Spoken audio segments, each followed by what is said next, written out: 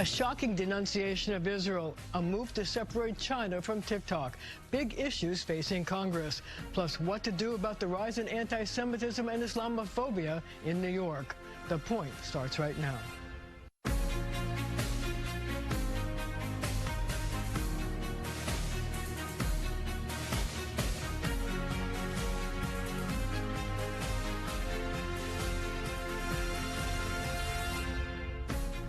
It's been a really big week in Washington, and Bronx Congressman Ritchie Torres has been in the thick of it. First of all, I have to ask your response to the speech that Chuck Schumer gave on Thursday on the floor of the Senate, where he said that Israel needs to change its tact, that they need a new election, and that there should be a commitment to a two-state solution. Your reaction to that? There's been, a lot of concern. Well, Chuck Schumer is the highest-ranking Jewish elected official in American history, so the subject of Israel is deeply personal for him. And if you're Israeli or Jewish, then you have a personal stake in what happens domestically within Israel. But if you're neither Jewish nor Israeli, like myself, someone like me has no business weighing in on the domestic politics of Israel. I tell people I have my hands full with the messiness of American politics. I have no desire to inject myself into the messiness of Israeli politics. But do you think that this is the kind of thing, there's been a huge response from Republicans going after Chuck, saying that he has no right to interfere with the politics of one of our major allies. I wonder if you have a thought about that. He's a member of the Jewish diaspora, and it's up to him to figure out what's appropriate for him to. It would be inappropriate for me as a non-Jew to make those statements. But the fact that he's Jewish, that's an ongoing debate within the Jewish diaspora. There were a number of American Jews who weighed in on judicial reforms, which was a domestic matter within Israel. And so I would leave that debate within the Jewish community. What do you think that the blowback from the Republicans is going to be significant, or it's just party politics and it's to be expected? I feel like those who politicize the U.S.-Israel relationship do a disservice to the cause. The U.S.-Israel relationship can only succeed on the strength of bipartisanship, and we should transcend partisanship. We should be committed to sustaining the U.S.-Israel relationship for the next generation, regardless of political party. So my last question is this: do you think that this helps or hurts the attempt by the Democrats in New York to flip some of those Republican seats that are up for grabs and could determine who controls the House? Each race has its own local dynamics. There are not everyone is in agreement on the issue of Israel. Like, I obviously have a view on Israel that is quite different from that of members of the squad. So it depends on the dynamics of the race. It depends on the particular candidates. There are Democrats like myself who are particularly popular within the pro-Israel community, so it varies depending on the race. So now we have to talk about the other really huge issue that you were involved in Washington, and that was the move to force the company that owns TikTok to divest itself of TikTok because the company is totally being controlled by the government of China. Can you tell us what you think the effect is going to be for people? There's millions of people in the United States who love TikTok and don't want to see it disappear. So there are misconceptions about the legislation, right? To be clear, the legislation is not a ban on TikTok. It's a forced sale of TikTok. It's a divestment. ByteDance ownership of TikTok is a threat to U.S. national security.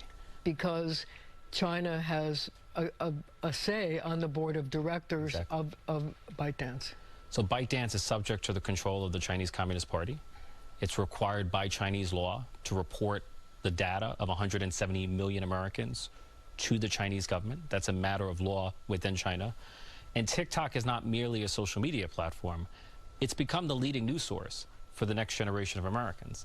And the fact that we as a country have put our leading news source for the most impressionable minds in our society in the hands of our leading foreign adversary, the Chinese Communist Party, that is an act of self-sabotage. That would have been the equivalent of putting CBS in the hands of the Soviet Union during the Cold War. Do you think that people understand that they're hearing that is the reason, as opposed to, oh my God, I could lose TikTok?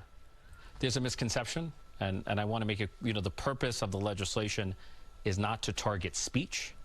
The purpose is to target foreign ownership. Or espionage? Espionage, to prevent espionage, to protect the data security and data privacy of 170 million American users on TikTok. Under the legislation, TikTok would have the ability to continue to operate under new ownership. But in other words, there would have to be some ownership that did not have a connection to the Chinese government. Now, could they sell it to another Chinese company, or does it have to be a company other than a company located in China or controlled by China? So the legislation would separate TikTok or platforms like TikTok from all foreign adversaries, not only China, but Russia, Iran, and North Korea. So in other words, they would have to sell it to another company in another country. You either sell it to an American company or a company in an allied country. So it can't be one of the people that is on our watch list or terrorist list. Exactly right, yeah. So just once more, explain to people who rely on TikTok about why the American government is doing this and why it had such bipartisan support in the House.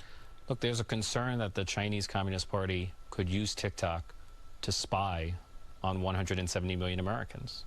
You could easily use TikTok to conduct foreign influence operations and espionage operations against the United States, and we have a national security interest in preventing that from happening.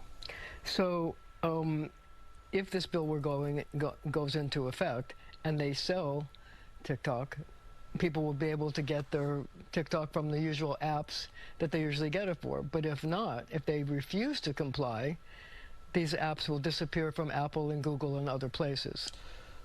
Well, look, I mean, if a company fails to comply with the law, then there's the danger that the company could go out of business. But there's going to be no shortage of tech companies that will line up to purchase TikTok. TikTok is the most valuable social media platform in the world.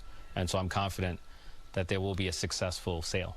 Are you at all worried that China will take some kind of action against the United States because of this? Look, we are the most powerful country on earth. We're the leader of the free world. We should not scare easily. We cannot live in fear of China. Even though they might decide to do something like kicking American companies out of China or taking some action against companies that have business there? I mean, China is presently doing that. China is presently raiding and cracking down on American companies in China. And keep in mind that China would never allow the United States to own the leading social media platform in China. So let's talk about something else that you've introduced. It's something called the George Law, and it's targeted at George Santos. Yes. Tell me why and what you want to do with it. So George Santos disgraced the United States Congress with his embarrassing presence during the State of the Union. As you might know, former members have the same floor privileges as existing members. And if you are a former member who left Congress in good standing, then you should retain your floor access. But if you are a former member who was expelled for misconduct, then you should have your floor access revoked. And so I'm introducing the George Rule, which would revoke the floor privileges of expelled members like George Santos. George stands for Getting Expelled Officially Revokes Guaranteed Entry. So what's the chances that you can get a couple of Republicans to go along and actually pass this bill? Look, I'm confident the legislation will have bipartisan support. I suspect we will pass it at least next year. And will it also have to be passed by the Senate as well? It would only apply to the House because these are House rules. Yeah, so the State of the Union happens in the House. So if it just has to be passed by the House and it passes, then it's law. It's for the House, yep. Okay, moving right along, childcare. I know you've been really active in trying to get legislation passed that would increase childcare benefits for people across the country. Why is this so important now at this time in our lives? Look, New York City's ground zero for the childcare affordability crisis in America. Families in New York spend a quarter of their income on childcare, even though the federal government tells us that you should spend no more than 7%. There are families in the Bronx who spend half their income on childcare. 80% of New Yorkers cannot afford childcare. And as you know, the lack of childcare affordability is a barrier, particularly for women. It affects workforce participation, employment. It affects the ability to form families. And so I'm introducing legislation that would actually double federal funding for childcare and index it to inflation so that it keeps pace with the cost of living. And be really important for people all across the country. You know, Jimmy McMillan said the rent is too damn high. The same could be said of childcare. Okay. We're going to have to leave it right there for now. But our conversation continues right after the show on our streaming channel, CBS News New York.